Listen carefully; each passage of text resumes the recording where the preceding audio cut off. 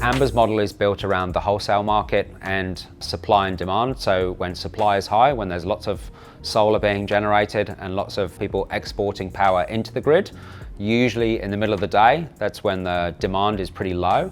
So typically that's a good time to be charging your battery or filling up your battery. And then as that kind of dynamic changes and of an evening the demand gets higher, that's when we can see kind of what we call price spikes, which is really an opportunity for you with your excess power in your battery to sell that power back into the grid and make a much better feed-in tariff than you would probably ever likely get these days from just feeding in your solar in the middle of the day. So it's really a buy-sell market where we're controlling your battery, essentially make you as much money as possible. A lot of people ask us about Amber's business model and the subscription fee. So essentially everything that you see on a standard electricity bill, we pass through at cost. We don't make any money on the rate that you're paying, on the environmental costs, on the metering charges, all of that, we literally pass through at cost. So the subscription fee is literally just the money that Amber makes. Everything else is passed through at cost to all of our customers.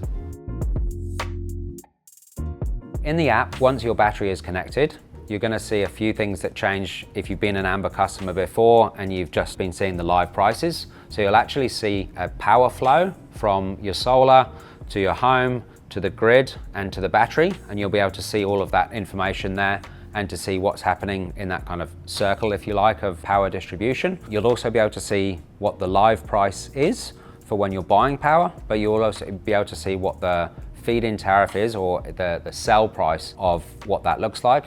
And you're not just seeing that live, you can also see kind of a backwards view over the last couple of hours and a forwards view going probably, I think, around about maybe 8 to 12 hours ahead.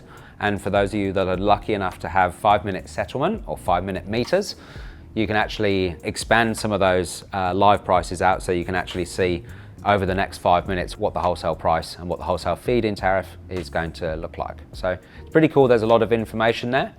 Also, if you have Amber for EVs, there's a section that you can jump into and adjust your settings in terms of if you want to manually control your EV to charge, if you want to set some pricing signals around when you want your EV to charge, or if you just want it to charge from excess solar and so on. So that's another nice little addition if you're looking at kind of completing the picture with your solar, your battery and your EV.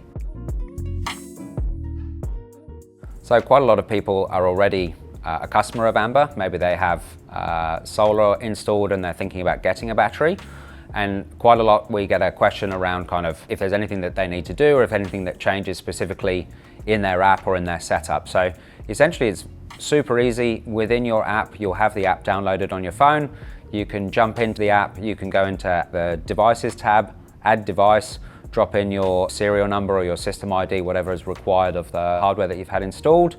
That should pretty well get updated automatically. Sometimes it's a good idea just to drop us an email at info@amber.com.au, just so we've got the latest up-to-date information as well. And for the most part, within the app, it will actually tell you at what stage your onboarding and enrollment is at. And once that enrollment is completed, you're good to go. We'll be optimizing the battery and making it all run smoothly for you. A lot of people obviously are pretty keen to get everything up and running as quickly as possible. It does take a little bit of time for us to do the onboarding process and the enrollment process. So I guess there's 2 stages. The first one is the kind of hardware onboarding or enrolling, which can, after your 10-day cooling off period, can be somewhere between 7 and 10 business days on average. That's getting a little bit faster with some of the automations we've got in place. And then following that, you've probably got around about a 30-day, what we call like a learning period, where we get to learn what your habits are when you use power, how much battery storage you have. And if you can, you want to try and avoid doing kind of manual controls in that learning process, in that first kind of 30-day period. I would usually say to people that Amber is more of a marathon than a sprint. People expect the results to come in straight away.